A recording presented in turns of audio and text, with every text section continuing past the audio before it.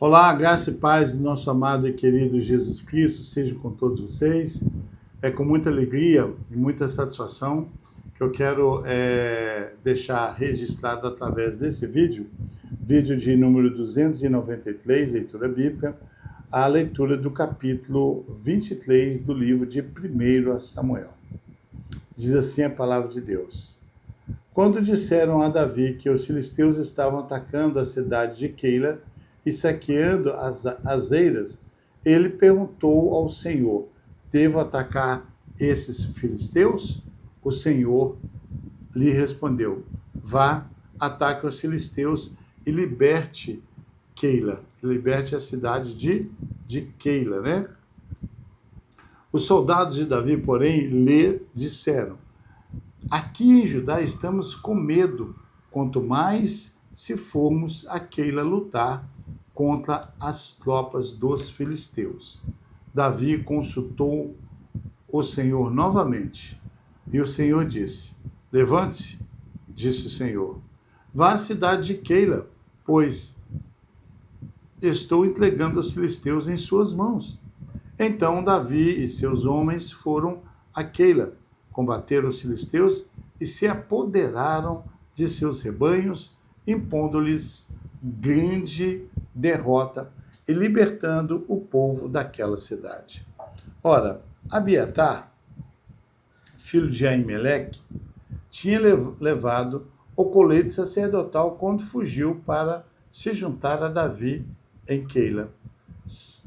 Foi dito a Saul que Davi tinha ido a Keila e ele disse: Deus o entregou nas minhas mãos, pois Davi se aprisionou ao entrar numa cidade com porta e trancas. E Saul convocou todo o exército para a batalha, para irem a Keila e cercaram Davi. Para irem a Keila e cercarem Davi e os homens que o seguiam. Quando Davi soube que Saul tramava atacá-lo, disse a Abiatar: traga o colete sacerdotal. Então orou: ó Senhor, Deus de Israel, este teu servo ouviu claramente que Saul planeja vir a Keila e destruir a cidade por minha causa. Será que os cidadãos de Keila me entregarão a ele? Saul virá de fato, conforme teu servo ouviu? Ó Senhor Deus de Israel, responde-me. E o Senhor lhe disse: ele virá. E Davi novamente perguntou: será que os cidadãos de Keila entregarão a mim e a meus soldados a Saul? E o Senhor respondeu: entregarão. Então Davi e seus soldados, que eram cerca de 600 homens, partiram de Keila e ficaram andando sem direção definida. Quando informaram a Saul que Davi tinha fugido de Keila, ele interrompeu a marcha. Davi permaneceu nas fortalezas do deserto e nas colinas do deserto de Zif. Dia após dia, Saul o procurava, mas Deus não entregou Davi em suas mãos. Quando Davi estava em Oreza, no deserto de Zif, soube que Saul tinha saído para matá-lo. E Jonatas, filho de Saul, foi falar com ele em Oreza e o ajudou a encontrar forças em Deus. Não tenha medo, disse ele. Meu pai não porá as mãos em você. Você será rei em Israel, e eu serei o segundo em comando até meu pai. Até meu pai sabe disso. Os dois fizeram um acordo perante o Senhor.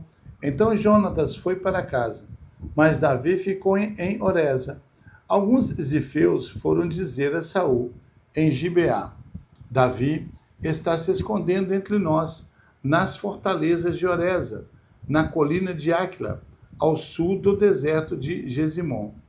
Agora, ó rei, vai quando quiseres, e nós seremos responsáveis por entregá-lo em tuas mãos. Saul respondeu: o Senhor os abençoe por terem compaixão de mim. Vão e façam mais preparativos. Descubram aonde Davi geralmente vai e quem o tem visto ali. Dizem que ele é muito astuto. Descubram todos os esconderijos os esconderijos dele e voltem aqui com informações exatas.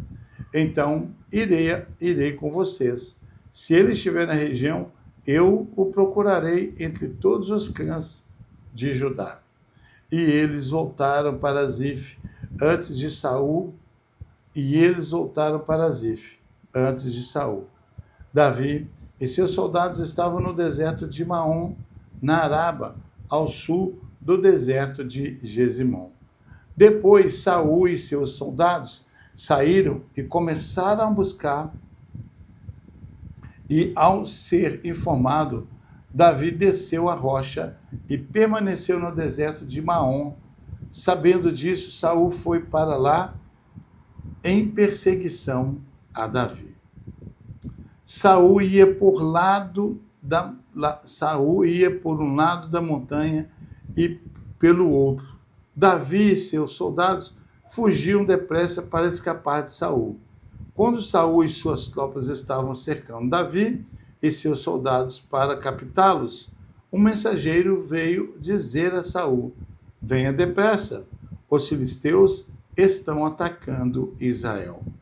Então Saul interrompeu a perseguição a Davi e foi enfrentar os filisteus. Por isso, chamam esse lugar Selá Amalecote. E Davi saiu daquele lugar e foi viver nas fortalezas de En-Gede. Aleluia, glória a Deus. Capítulo 23 de 1 Samuel, ele narra a perseguição intensa de Saul a Davi, destacando a proteção divina sobre Davi e sua dependência de Deus. Davi liberta a cidade de Keila, mas é traído por seus habitantes e foge. Jonatas encoraja Davi e Deus o livra de Saul no último momento através de um ataque filisteu. O capítulo 23 de 1 Samuel, ele tem 29 versículos. Nós podemos esboçá-lo ou dividi-lo em 4 partes. A primeira, do versículo 1 ao 6, Davi liberta Keila. Davi consulta o Senhor e derrota os filisteus, salvando a cidade de Keila.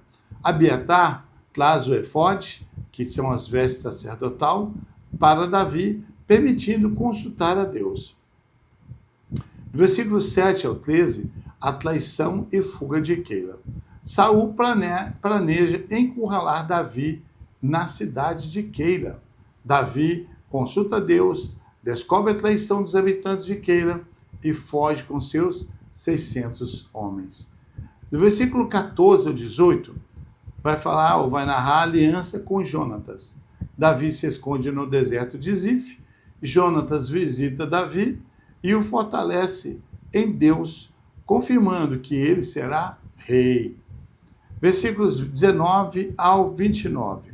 O escape no deserto de Maom.